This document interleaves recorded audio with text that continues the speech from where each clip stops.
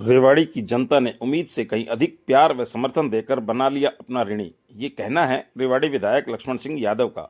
विधायक लक्ष्मण सिंह यादव सोमवार को अपने धन्यवादी दौरे के दौरान क्षेत्र के गांव गंगायचा अहीर, बीकानेर, शेखपुर, शिकारपुर, किशनगढ़, गंगायचा जाट तथा लिसाना में आयोजित जनसभाओं को संबोधित कर रहे थे।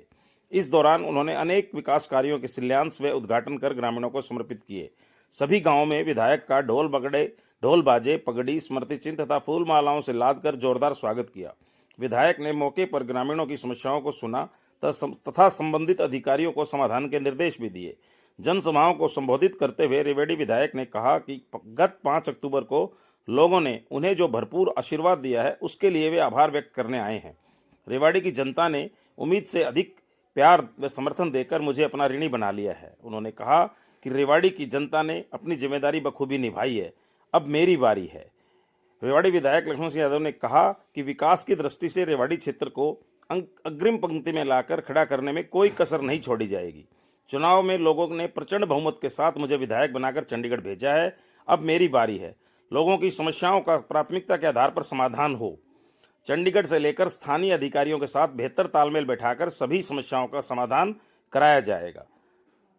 उन्होंने गांवों को लाखों की ग्रांट देने के बावजूद घोषणा करते हुए कहा कि गांव में जो भी सार्वजनिक समस्याएं हैं उन्हें क्रमबद्ध तरीके से पूरा कराया जाएगा। उन्होंने ग्रामीणों से पार्टीबाजी से ऊपर उठकर गांव के हित में एकजुट होकर आह्वान करते हुए कहा कि गांव की राजनीति विकास में बाधा उत्पन्न करती है, इसलिए सभी एकमत होकर अपने गांव में विकास में सहभागी बने। श्री यादव ने कहा कि मुख्यमंत्री नायब सिंह सैनी के नेतृत्व में प्रदेश सरकार सबका साथ सबका विकास के ध्येय को लेकर पूरी जिम्मेदारी व ईमानदारी और पारदर्शिता के साथ काम कर रही है।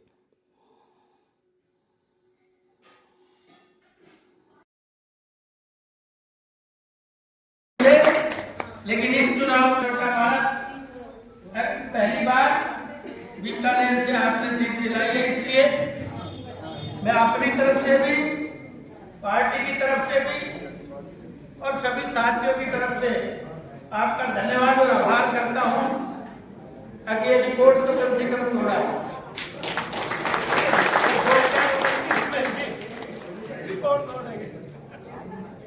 और आज सरपंच साहिबा ने कुछ मांग रखी है।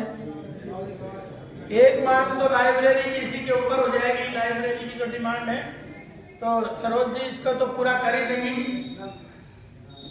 और इन्होंने हाँ भी आज भरी है। पहले आपने लिख के नहीं दिया था, लेकिन क्या पता मेरे आने से ये काम हो रहा है।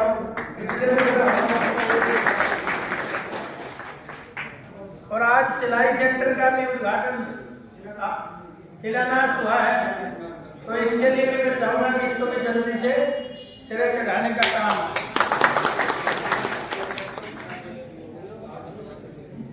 और गांव में मैरिज बैंक्वेट हॉल की भी डिमांड करी है। अगर आपके पास 2 एकड़ जमीन है तो आप दे दें, उसको बना के उसका प्रपोजल सरकार को भेज देंगे। आने वाले समय में ये पाइपलाइन में जाएगी, तभी जाके काम होगा। ये ठीक कह रहे थे महाराज जी, आज हम उसको डालेंगे तो उसमें समय जरूर लगता है। सरकारी तंत्र है, सरकार किस तरह से उस सिस्टम से चलानी पड़ती है ये आपको पता ही है। एक बार अपनी सरकार के खिलाफ बोला मनोज जी, तो कितनी एकड़ कह दिया है अभी बैठे बैठे ही, तो उसको व्हाट्सएप भी भेज दिया आपकी, इसका भी हम कराएंगे। एक ये N76A से शमशान तो जाने वाले रास्ते का बड़ी दिक्कत होता है। अंडरपास बनवाया जाए, कोई रास्ता दे दिया जाए हमें, मतलब ताकि जो मुर्दा क्रॉस करते हैं अच्छी सी बनाना, उतना पैसा बैठ नहीं करा। वो कहते हैं ना सबका साथ सबका विकास, तो इसमें उल्टा साहब कहने लगे सबका साथ सबका विकास कैसे हुआ। हमने कहा पहले आपके जमाने में रोहतक नौकरी मिलती थी, रोहतक में विकास होता था, लेकिन हमने तो हर पंचायत को जनसंख्या के आधार पर पैसा भेजने का काम किया है। ये नहीं देखा किस सरपंच ने, किस पंचायत ने हमें वोट दी, गाँव में दी, लेकिन जनसंख्या के आधार पर समान बंटवारा स्टेट फाइनेंस का हमने करने का काम किया। उसी के साथ आपने देखा बैठते ही मुख्यमंत्री ने 26,000 लोगों को बिना खर्चे पक्की नौकरी देने का काम। बीकानेर के लिए लगे ना, तो 7 घर तो चले, 7 की 14 चले। 7 तो गरीब आदमी थे ना, तो दहेज का वो लाख तो 14 का फायदा हो गया। तो इसलिए मैं कहता हूँ कि ये सब किसी की अप्रोच लगाने की जरूरत नहीं पड़ी ना, नेताओं के चक्कर काटने की नहीं, पैसे की नहीं। तो 26,000 लोग भी, और भाई SKRM के लोगों के ऊपर जो इतने दिनों से तलवार अटकी हुई थी, हमने सदन में इस बार 1,20,000 लोगों को जॉब की गारंटी देने का काम भी आपकी ताकत के बल पे किया। तो इसलिए, और उसके साथ साथ 8,000 ऐसे कर्मचारी बच गए थे जो कॉलेजों में एसोसिएट प्रोफेसर थे, ITI में थे, आपके इंजीनियरिंग कॉलेज में थे, उनको भी, जो कच्चे थे, उनको भी जॉब सुरक्षा की गारंटी देने का काम किया। तो 1,28,000 लोगों को जॉब सुरक्षा की गारंटी दी। और इसी के साथ साथ आप उसको कहने लगे सबका साथ सबका विकास कैसे हुआ। मैंने कहा हुड्डा साहब, आपके जमाने में भी इतने मिल गए, 80,000 लोग नौकरी लगे थे 10 साल। हमने इस 10 साल में, क्योंकि 11वीं तब शुरू हुई है, हमने इस 10 साल में 1,70,000 लोगों को पक्की नौकरी बिना देने का काम किया है। उसी तरह से डायलिसिस पे जो सरकार ने उठाया कि रोज डायलिसिस पे खर्चा जो लगता है किडनी खराब होने पे, तो उसका खर्चा भी सरकार देगी, इसकी भी तुरंत घोषणा करी। इसी तरह से किसानों का जो रह गया था उस पैसे की भी घोषणा करी। तो सबका साथ सबका विकास, मैंने कहा यही तो होता है। हुड्डा साहब सदन में कहने लगे दिल्ली के भाग्य से सारा सिक्का टूट गया। मैंने कहा हुड्डा साहब 2005 में जब आप CM बने थे तो भजनलाल को लोगों ने वोट दी थी, दिल्ली के भाग्य से सिक्का तो आपका टूटा था, तो वो आप ले गए। उसके बाद तो आप अलग मत में आए और फिर अब तीसरी बार अपोजिशन में बैठे हो।